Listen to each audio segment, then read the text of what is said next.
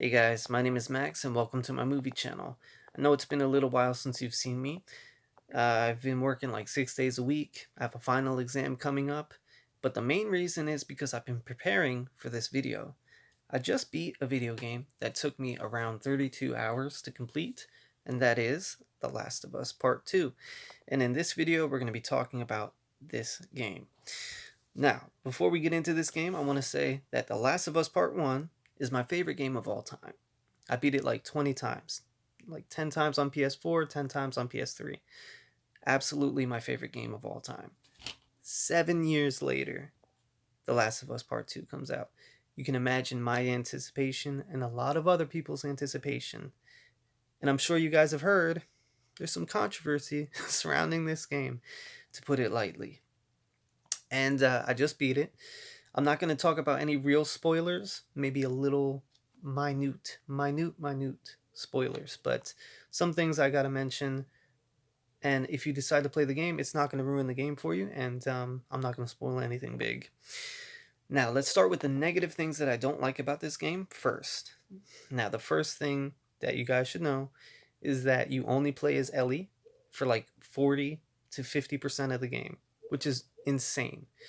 The other half of the game, you play as Abby, who is the antagonist. She's actually the bad guy in this, bad girl, I guess, in this game.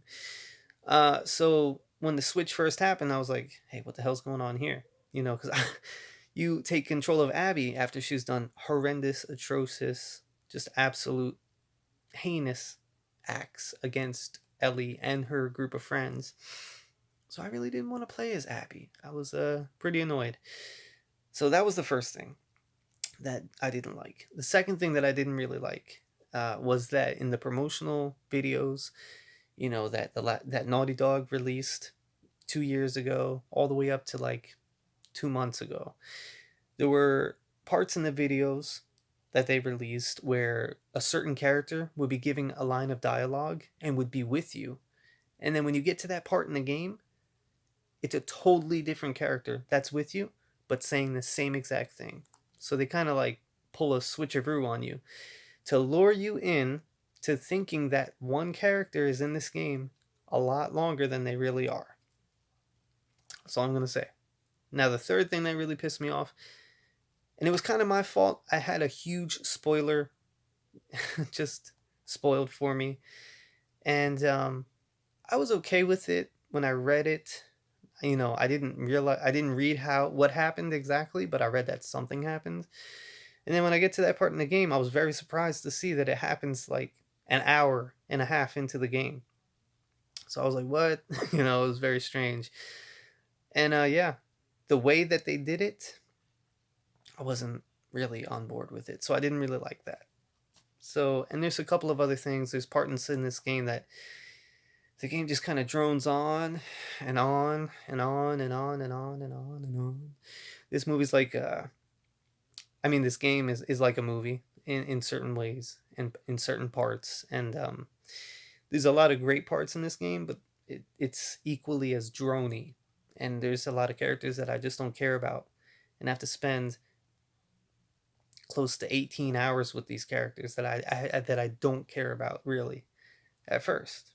Now, getting into the good things, and then I'll explain what I just said. The good things, starting with the graphics. This is a beautiful game. It looks amazing. Absolutely, probably the greatest video game I've ever seen on the PlayStation 4. Um, really great graphics. This game is bloody, bloody, bloody, bloody. Really good. The combat system in this game is great. You can upload your, upgrade your supplements. You know, you take supplements and you can upgrade your player attributes, and you can also craft items again in this game, and you're going to craft a lot more items than you could in the first game. So yeah, it's really helpful to be able to have so many different things that you can craft to kind of adapt your gameplay style. Maybe you want to be more stealth, maybe you want to be more aggressive, depending on, this thing you could do either way. So that's a really good thing. Another cool thing is that the enemies, there's two new sets of enemies, if I'm not mistaken. There's stalkers, and then I don't actually remember the name of the other people, but they're like bloaters, but they're different. They're both really creepy. The stalkers are probably much creepier. I mean, even creepier than the runners and the clickers. Those guys are scary. And there's some really great parts in this game. There really are. For as many bad drony parts there are, there's a lot of really epic things that happen in this game. But it just felt a little bit long, to be honest with you. And I'm like, just like looking at the back, it's bringing back memories of just all the time I had to spend with people that I didn't really care about. Which brings us back to playing as Abby. The first 3 hours I played as Abby, man, I really didn't want to play. I just kind of forced myself through it. I spent, like $50 on this game, so I'm gonna play it. I'm gonna beat it, see what happens. And I didn't really enjoy her story, but I thought it was a little interesting. After the 3 hours, I was having fun with it. Just basically killing all these enemies and meeting up with new characters and losing some characters on her side of the battle against Ellie and Tommy and all them.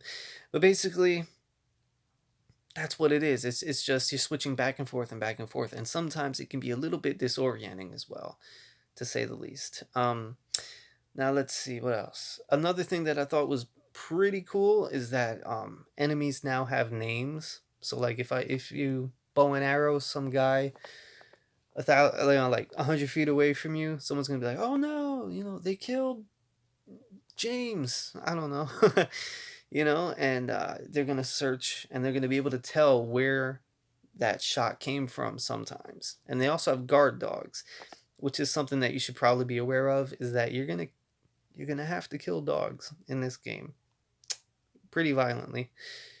I mean, one time I actually shot a dog with an explosive arrow tip, like Rambo in Rambo Part 2, and blew him up and blew the owner up. And when I got up there, I mean, they had blood and guts everywhere. So this game is very detailed, to say the least. So that was pretty interesting. Anyways, those are the good things. Those are the bad things. I really like the combat. I thought it was a good game, but I thought that the story wasn't as good. I mean, this is not a good Last of Us game. This is just a good game, but it's nowhere near The Last of Us. The Last of Us is a 10 out of 10. If I had to give The Last of Us Part 2 a rating as a game, I would have to give it like a 7 out of 10. But as a Last of Us game, I gotta give it like a 5 out of 10, bro, because some of the things that happen really just are not done well. Some of the actions are not believable. Some of the reactions are not believable. Some of the stories droning and goes on and on and on and on and on. But yeah, I mean, it is a pretty good game. It's just, it's nowhere near. I mean, it took 7 years for this. Come on. Come on. I don't really think that Naughty Dog can do too much to fix this game. I mean, as there's a lot of people that hate this game and backlash it. I thought it was okay, even though I didn't really agree with a lot of the stuff in this game. So the only way I see Naughty Dog really coming out and fixing this game would be they would have to make another game. They would have to make like a Last of Us Part 3, starring Joel and Tommy.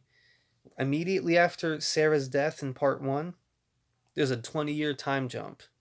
So I want to see what happens in that 20 years for the third game. It would have to be immediately after Joel's daughter's death, Sarah, in the first game, all the way up to, meeting Tess and Joel and Tommy being bandits and ambushing and killing innocent people. Then Tommy having PTSD and then leaving Joel, joining the Fireflies, meeting Marlene. By the way, speaking of PTSD, Ellie has it in this game. And there's some certain things, like nightmare things that happen, which are actually pretty creepy, pretty cool. So I do have to give it credit there. But yeah, guys, overall, I mean, it's worth a play. And if you played the first game, I guess you should check it out, but prepare yourself for the possibility that you might not like this game at all. I'm just one of the people that I guess feels it's okay, but especially that one big thing. It could have been done so much better. Anyways, guys, thanks for watching this review on The Last of Us Part 2. If you've played the game, leave a comment below. Oops. Just make sure you write like spoiler, spoiler, spoiler, and then go down a couple of lines just in case, you know, the person behind you hasn't seen the game and you don't spoil anything for them. 7 years. And we get this mediocre game. Not that good of a game. It was an experience, but man, it let me down. It let me down. Anyways, guys, thanks for watching. Leave me a comment below letting me know your thoughts. I'll catch you next time.